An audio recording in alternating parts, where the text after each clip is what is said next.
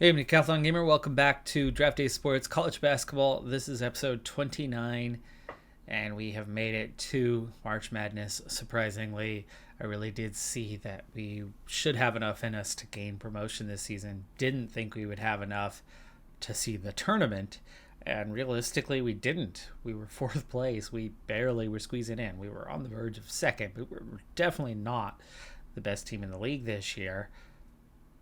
But the best team in the league was the one we knocked off along our way to then going on and winning the conference tournament and earning that automatic bid. Now, I do have a feeling that unlike last time where we earned an 11 seed, I could see us being much lower. I see us no higher than about 14th, probably a 15 or 16 in this selection. Let's see where we end up. We've at least avoided the first two play-in games, so we'll have at least a first round bid. That's good.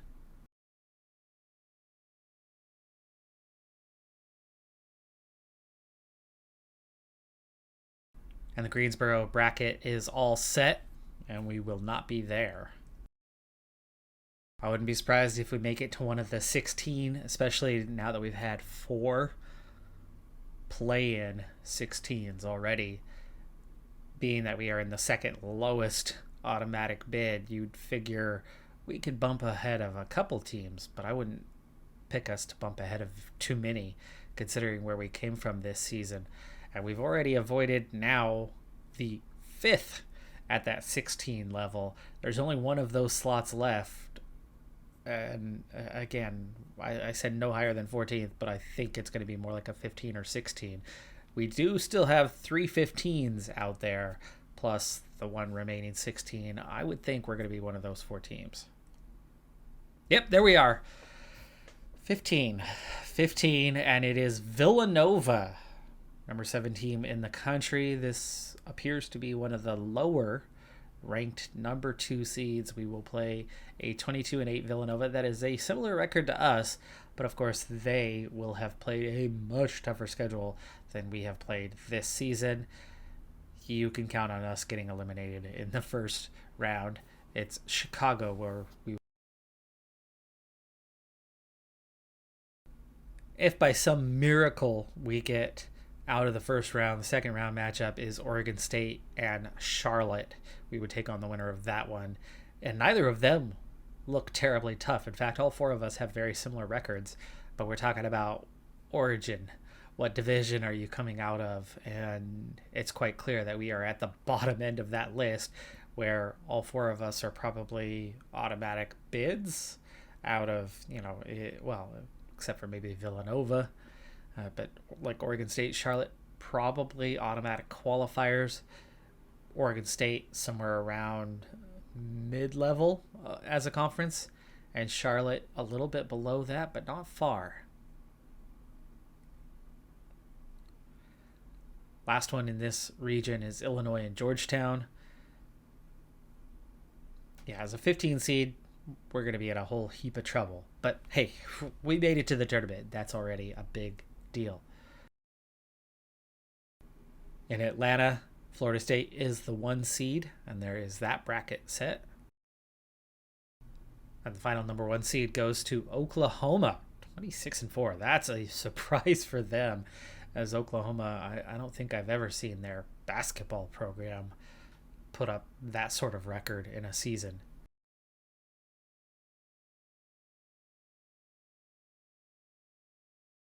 The monumental task ahead of us shows that Villanova is a Conference A opponent that went 12-4 in Conference A. That is an at-large bid that they picked up and a 2 seed. They didn't win your Conference A. At least I assume they did not. But they were probably second or third best in the conference and look like a very tough matchup for us. Let's see just how tough that is. We have one slender advantage in Ken K. Geyer at point guard. Otherwise, it is all them. They are the stronger pairing at every single position. Apparently, our bench, though, is pretty good in comparison. They get 4 points a game better than us, but our defense is better by 5 points a game. We are almost identical in shooting, though they're a little bit better from three, and we're a little better at free throws. Assists, somewhat similar. Rebounds are going to be a little struggle for us, as we are -4, and they are stronger at both of the post positions. They're also getting 1 block per game better than we are. And steals, where we've always had a huge advantage over most of our opponents, +2, but the turnovers is only +1. That, and considering the huge step up, you would imagine we're going to have to scale our numbers down a fair bit, and probably to the point where our points against per game and their points per game is going to balance out to, I'd say they're going to be well above 70. Maybe we keep them down around 75, but more realistically, I think our defense is probably going to keep them at their normal numbers. Good defense for us compared to a Conference A team means maybe we can just about keep them where they normally are. So if I were to make a prediction, I think a good game from us is a 79-71 loss, right? Matching what their standard numbers are. We have good defense, but I don't think we're going to hold them very well. I think they're going to shoot better than their 45%. I think they're going to shoot better than their 71% at free throw. I think we're going to put them on the line quite a bit with our aggressive D against their quality players that are going to be just that much better than what we normally see. And in terms of who is picked to win this, we have a 10% chance. A little surprising, but both Arkansas Pine Bluff, and I could see them getting into one of the tournaments, one of the minor tournaments, but also South Carolina Upstate, both qualifying not only for a postseason tournament, and yes, not March Madness, but second tier. They're both playing in the NIT. South Carolina Upstate, no surprise about them getting blown out, frankly. Almost 25-point loss for them. But Arkansas Pine Bluff with the upset over Army. Amazingly, the other team in the top 4, Maryland Eastern Shore, has also qualified for a postseason tournament, the third tier for them. Harsh, considering that I think they were a little bit better than Upstate.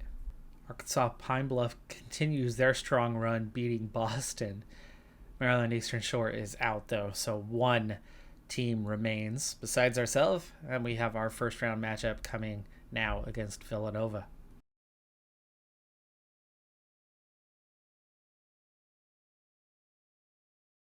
Villanova's quality in recruiting shows up a little bit in their ability to have 2 freshmen in their starting lineup. You would presume that one, if not both of those, are going to be one and dones, or maybe 2 and dones. It's a more frequent thing that you get with those best team in the nations by one and done, for those not familiar with American sports. And I know there's still a pretty solid audience of you out there that are learning the game as we go along and learning the sport as we go along. In the NBA, there is a requirement that you must be 1 year removed from high school before entering the draft. And so there's a lot of NBA-ready players, LeBron James type players, that now are forced to go attend college for a year before they can then enter themselves into the draft. And we've done pretty well here. It was 5-5 a moment ago. Chance to tie here with missed shot, offensive rebound. Second chance at it as we reset and we go to the free throw line, get 1 of 2, and we close within 1. We get the steal there. We've got a chance at another one. Well, anyway, the one and done is a moniker used for those players who come in, do that freshman year, get that requirement out of the way, and then they go straight to the NBA draft, where they are big-time prospects for teams that then develop at the NBA level, getting paid instead of at the college level, where they could potentially lose their value by injury or some other manner. And the players that aren't quite as big-time are the ones that then have to play out, especially those who will end up going all 4 years. You see these days, wow, we missed a dunk or layup there. Wide open, or at least according to the the 2D graphic. But anyway, and again, 1 of 2 on the free throw line, and that closes it within 2, but they get I think that was an and 1 situation, the 3 points that they just added on. I believe I saw a quick graphic that showed a free throw to convert and turn that into 3, but the 4-year player is a bit of an anomaly these days. You still see plenty of them, and it's becoming rarer and rarer to see a 4-year player stay at the university that they started at, unless it's a smaller college. And that's the funny thing, is we fall into that trap, and yet we still see plenty of guys transferring even for us. And we have a lead right now with 11 minutes played. It's 21-19. I'm shocked that we are so far staying in this thing, and we have a couple players open. I'm surprised nobody tried swinging the ball to one of them and then getting the shot for the open player. Again, we had the open players, and we still want to stick to the one side. But that 3-2 zone is leaving us some space, and we're just not taking advantage of it right now. But it's 25-25 with 14 minutes played. I'm proud of how the team has done so far. Let's make a few stat comparisons here. Total rebounds, we are -4. Blocks, -5. But we are up in the steals department, and overall +6. And the turnovers, we are taking care of the ball a lot better than they are, though they are blocking a number of our shots. Yet despite the 5 blocks in 25 attempts, I mean, that's 1 in 5 shots that we've put up has been blocked thus far. That's insane. They've already gotten their quota for the game here well inside the first half, but we are 46% from the field. But I told you they would be above average as well, and they are 50% from the field. But we've had 5 more attempts than they've had so far, and that's really helping out. Meanwhile, free throws, we've had nearly double the amount of free throws that they've attempted, but we've only made 1 more. We are shooting terribly from the field right now at just 7 of 13. I would imagine some of that would have to do with who is attempting those. And in terms of 3-pointers, a moment ago we were 2 for 6, they were 3 for 9, so we were at the exact same ratio, with them just having 1 additional make, but then they just made their next attempt, which closed the gap to 1 here entering the final minute of the first half. And we still have our option for our 30-second timeout here, and I'm going to use it with 15 seconds so we can talk about what to do. You don't use that first half one, you lose it. And after a slender lead, we end up going into the locker room trailing by 1. Regardless, though, that is a fantastic first half for us. Fantastic to only be down by 1 right now to Villanova. Let's hope we can hang on a bit longer in this game. I'm not too worried about the outcome here, because there's no pressure on us. We've already outperformed what I expected for the team this season. Last season, we did the same thing here and outperformed and went all the way to the Sweet 16. This is not that team. I really miss Darius Q, by the way. Fast break, our advantage. Second chance points, 1 behind. But points in the paint, 20-10. We are doubling them up, doing a really, really good job in that department. And Stetson, not shooting well. Archie hasn't even made a shot. Geyer is 1 for 5. How are we in the lead with those kind of stats? The free throws, what is hurting us so bad? Kalakatronis is 1 for 3. A number of other guys have a miss. Like, everybody's kind of going to the line and making 1 out of 2 for the most part. Foul trouble, we do have a little bit. Stetson has 2. Jackson has 2. Cundiff has 2. But only the 1 starter, so we're okay in that department for the most part. We had 8 fouls in the first half. They had 13. That is putting them in a lot of foul trouble. Humphrey off the bench has 2. Every starter has a foul, and 3 of them have 2 or more, Cotton and Teat. And Robinson, who I think is their top player, has not even attempted a field goal and has 3 fouls. He played just 10 minutes in that first half. Okay, that is something to maybe give us a chance in this game. We enter the second half. with a huge opportunity. It's a close game, and we make a three-pointer to open the second half and take the lead back. It's 38-36. Again, my prediction was losing 79-71, kind of mimicking what their averages are for the year. That or less on the offensive side for us. It was defensively, I think we can kind of hold them to their standard. But so far looking good. And 2 more buckets, including a quick fast break one there, or at least a transition bucket. We have a ton of momentum at the moment, and it's 44-38. One notable thing, though, just 1 foul for them so far here in the second half. 2 for us, though, is not bad either, as we have played 4 minutes. And we continue to hold them here in the second half, just 2 points so far. Had a chance for an and one. They missed the free throw, and we went down to the other end and scored, so we recovered whatever gains they made. It's 46-40.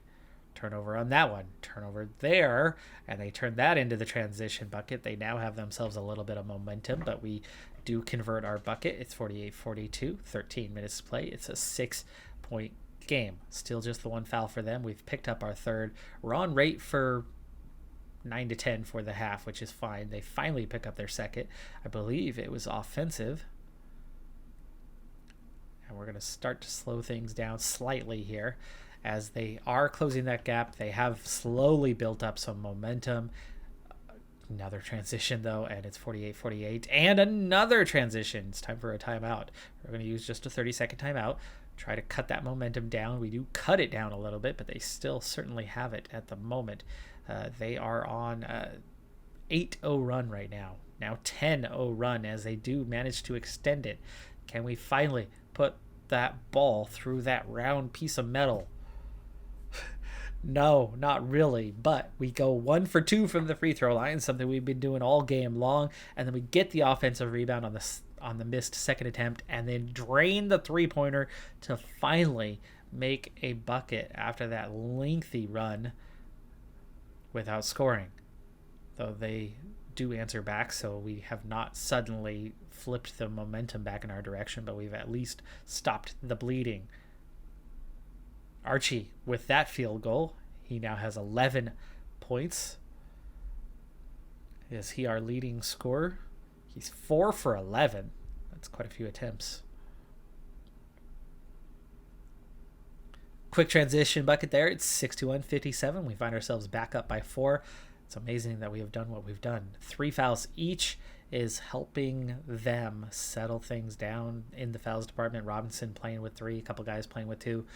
All 3 of those had that many fouls at the half. They've gone 13 minutes here into this half, presumably playing the majority of those 13 minutes and not committing any fouls.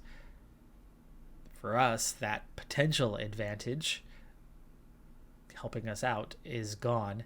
And as we get down into these final minutes, I think, theoretically, we're going to need more than a slender lead to come out on top. And we're down to just 2 points, meaning it's a very slender lead. Their skill could easily overcome, their talent can easily overcome in the clutch moments of this game, overcome what we offer. If we're up by 10, though, we might hang on. So we need to get ourselves a little bit of run here with 5 minutes to go, and it's not happening that way. The only good caveat here is that they have no actual momentum. We earn a foul on that one and finally get to the line. Cotton has 4, so that's player off the bench, though, who sits on 4. He's only got 4 points. He's not a key contributor. If he fouls out, he fouls out. But we trail now by 7 as they get another quick one, and we're starting to fall into trouble. And this is what I was talking about. Down the stretch, the better team is probably going to outplay the weaker team more times, more often than not. Let's go ahead and use a 30-second timeout, talk about it, because with 3 minutes to go, we have got to do something soon. And turning the ball over and allowing another transition bucket, something that we did better than them in the first half, but they are clearly down the stretch doing much better than we are. Willis, 10 for 19, 25 points, 14 for Scheinfeld, that is an I. Yeah. we're in trouble. We're down 9, 12. 2 points there, but down 10 with a minute to play. It's not going to happen. It's not our day. We had our chance. We went cold from the field. Second half, their defense taking over, and we're keeping it respectable. And look at that score line. It's very similar to what I was talking about. I said 79-71.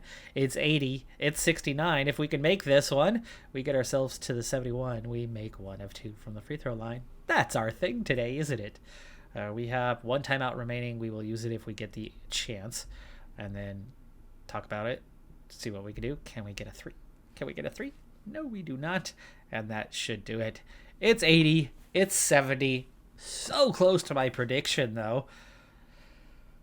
Saw this one coming. I really did. And the one thing that helped us in that first half was those guys that found themselves in foul trouble. They had to use the bench a little bit more, where we were a little more level pegging with their bench.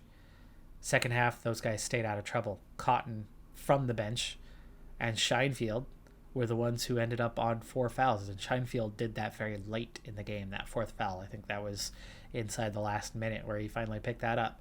The key guys, the main guys, they didn't pick up any fouls in the second half. Any. They were clutch.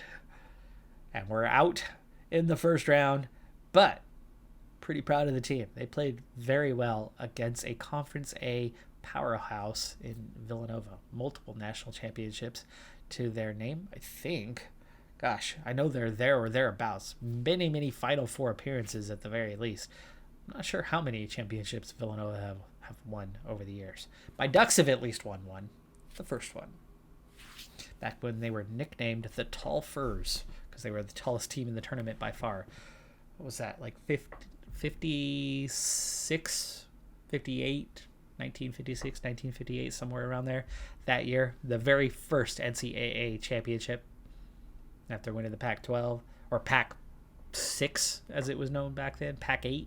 Undiff, who is not known for his defense, had a good offensive day, 4 for 5 with 8 points, but you could see how he was a minus 26. I think a lot of that had to do with how poor he is as a defender, easily exploited by the much, much stronger opposition that he was facing. Wright also struggling, Jackson also struggling. So you can see our weaker players in the lineup were where we struggled the most. Hammond only played 7 minutes, but had a minus 8. Calcatronis, better bench player, did okay. Hung in there for the most part. Geyer did not have a good day. 1 for 6, just 5 points. He only turned the ball over 4 times, but he also only managed to get 2 assists. Robinson doubled him up on assists. Jackson had 4 assists. Calcatronis had 5 assists. So Geyer had a poor day, but he was also the only player on the team who shot free throws well. Go figure. Rest of the starting lineup actually did a pretty dang good job against Villanova, but the weakest players just were no match. Points in the paint, gap closed down a little bit, but we were still ahead by the end of the game. Fast break points, we were up 12-4 at half, ended up losing 16-12. So that was all, it was 8-4. Okay, it was 8-4. We finished at 12-16. So we did get a couple fast break buckets in the second half, but they got a ton of them, and we definitely saw that. There was a number of things happening in that second half that were just a bit out of our control. And you can see we matched evenly first and second half, 35 points across the board. Defensively, down the stretch, they were just too strong. Arkansas Pine Bluff absolutely blown out by Queens, so they are eliminated from the NIT, but them getting past 2 rounds is impressive in and of itself. I think they were the best team in the league this year. They beat us twice, and that third time took us triple overtime to get past them, and then ultimately put us down the pathway that led us into a very competitive game against a very strong Villanova side who was just too strong in the end. But it shows just how good they were, that they were able to get through a couple rounds of the NIT second tier tournament. We've reached the Sweet 16, and we're going to take a very quick look at the 4 regions and what is left. Memphis, Oklahoma State, West Virginia, and Virginia playing each other. In Chicago region, you have Michigan State and Wisconsin. Wisconsin upsetting Miami, Villanova, and then Arizona. So Oregon State was the one who went on to face Villanova there, and they had a very similar result to we did, except for their defense was just not quite as strong as ours. Their offense was a little bit better. And Arizona upsetting Wichita State. In the Atlanta region, Florida State versus New Rochelle. Who that is? No idea. We'll figure that out eventually as we continue to go through and fix all of the names. But New Brunswick and Waco. So we are seeing 3 teams outside of the top 8 seeds all get not only out of the first round, but get out of the second round as well and into the Sweet 16. Florida State just got themselves the easiest path to the Final Four as a result, though. North Carolina State beaten by New Brunswick. Kent State, the 3 seed, losing to Nebraska. Waco upsetting Chicago, and Waco then beating Nebraska. Wow. New Rochelle, meanwhile, beating Louisville and Moraga. That's quite the impressive feat of those 3. Final 4 matchups are now set, so we'll check in once again. Memphis beating Oklahoma State, while West Virginia loses to Virginia. And Memphis is the first team to qualify for the Final 4. Meanwhile, Michigan State easily beats Wisconsin by a very wide margin. Arizona, though, upsetting Villanova and then upsetting Michigan State. So the 6 seed Arizona, which, of course, any other given year are a 1 or 2 seed, very, very frequently, but this year down in 6, but in the Final 4. In the Atlanta region, Florida State beating New Rochelle and then beating New Brunswick. No surprise about that one, though that was a very close Elite 8 game. And in the Salt Lake City region, Tennessee beating Nashville, who knocked off Oklahoma, by the way. I was not surprised about Oklahoma getting knocked out of there, but did we look at this region? I don't think we looked at this region for the Sweet 16, but here it is. Kentucky and Texas A&M. It was Kentucky getting past Tennessee, so the 2 seed Kentucky into the Final 4, setting up these matchups. So Memphis and Arizona, Florida State and Kentucky. 2 1 seeds remain, a 2 seed, and the outsider is Arizona. In desperation mode, I have just 2 players left. I have a little bit of cash, so I went for home visits for both of them. Carrington has already made the decision after this first week of contact to go to Gonzaga, so he's out. He didn't like us anyway. And Brian Poole, parents weren't too impressed. We have gone to see Brian Poole a few times already. And in the Final 4 it is Memphis, comfortably almost 30-point winners over Arizona. Little bit closer for Florida State and Kentucky, but the 2 1 seeds into the championship game, and Memphis has won it 83-73 to claim this year's NCAA Championship. No surprise that we get Defensive Player of the Year. It was William Love. That is our strong suit. That's what we are kind of honed in on as a team to get our climb up the ladder going. And in terms of recruiting, it's something you can recruit a little bit easier than some other things, like big-time scorers, for an example, or major rebounders, or just high-level recruits. But a team of good defenders is something you can definitely pull together. But anyway, William Love, Defensive Player of the Year. He's also made first-team All-Conference. And that's it for us this year. But William Love, double awards. Hey, that's good, especially considering we only finished in 4th. So with 5 scholarships left on offer, 4 home visits to make, took a stab in the dark on 5 different high-level players remaining in Washington, Oregon, and California. One of those at least came back with positives, Leonard Weeks. Nobody made a decision, none of them, though. So the assistants that I brought in a year ago all had different number of years on their contracts, and our 3rd assistant spot is open yet again, and that was our scouting coach. So we want to bring somebody in who is maybe a little more affordable this year, as you know, we were really pushing the limits on our budget over the last couple of seasons. And it took only 1 week. We got our guy, $23,000 a year, which is going to put us right at 100K, leaving us 27,000 in budget yearly. He's a good scouting guy, low 40s. Otherwise, very weak across the board. Here's that confirmation of Ginn coming in, scouting ability. Like I said, low 40s. So that's 2-star in that, 1-star everywhere else. But he does help us save a little bit of money, just 23,000. You see he's making quite a bit less than our other assistants, and that's going to help us out a little bit. Well, that's not good. David Oliver has left us for DC. He's going to Washington to join their coaching staff. So we've had a coach pried away from us, which means we have more hiring to do now. So my cost-cutting measures have paid off. We are going to have more budget left for recruiting in future years, but the guys we have coming back, we went from 3 stars down to 2. We went from 3 stars down to 2. Cameron Jefferson is who we've brought in at just $28,000 a year, so we're gonna have a good 10,000 extra to play with compared to what we had, or maybe 8,000. I'm not sure exactly where we're at on that, but either way, we are better.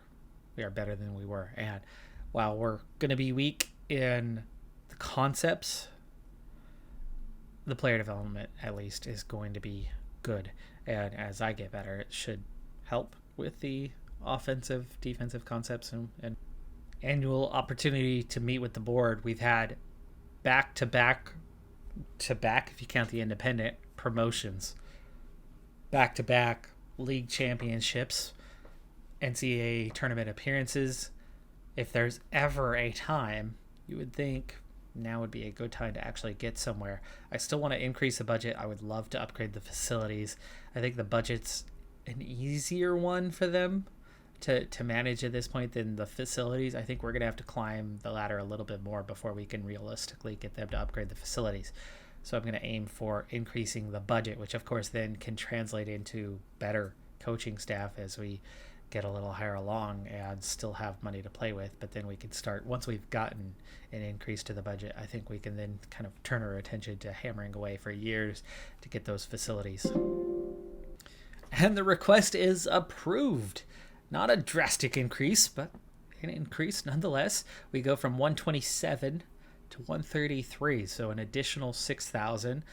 We, of course, then cut our staff spending by about 8,000, so we're a good 15,000 better off than we were, which will now open me up to then focusing on the other task at hand, the other elephant in the room, which is, of course, those facilities that are in pretty sad shape. It would help us both in recruiting and player development if we can get those up. Even though we only brought in a single player, we still got ourselves all the way up to 281st in the recruit class rankings for the year. Not quite 100 spots up, about 80 spots up from the bottom with one player. That is that main reason why I go after the better talents, especially when it's not the recruiting that's been our strength, it's the transfer portal that has been our strength, and we can continue to fall back on that when we don't get the big time players, as opposed to bringing a weak recruit in who is going to take up a scholarship spot and be useless to us and probably not want to transfer out because they've got nowhere else to go, and eat up a roster spot for 5 years. To what end, right? The transfer portal is helpful. It's boosted us a lot.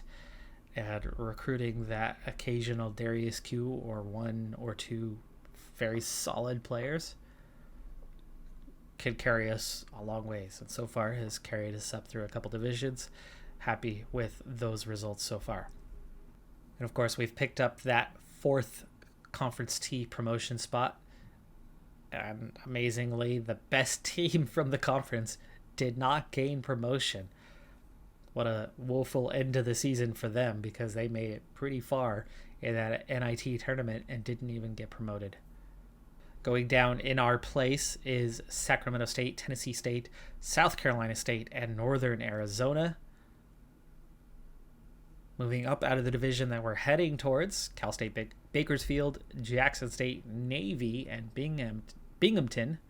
And then going down to join us, Central Connecticut State, Grambling, Bronx, and McNeese. Sign of a good year is nobody wants to transfer. It's been a good year. Nobody is transferring out, but we, of course, do have that handful of scholarships that are still available. So we definitely have some spots to fill. We had some seniors, we had some outgoing players, but not from the starting lineup. And that is a good sign for what is to come as well. If we have everybody from the starting lineup back and we have a number of spots available, we have one good recruit coming in as a freshman, and then we're going to get some guys in the transfer portal. That means next year can only be a better, stronger team than what we had this year. But to find out what happens in the transfer portal, you'll have to tune in next time. That's going to do it for this episode. I'm Decathlon Gamer. Like, comment, subscribe, and I'll see you next time. Have a good one. Be safe out there, and bye for now.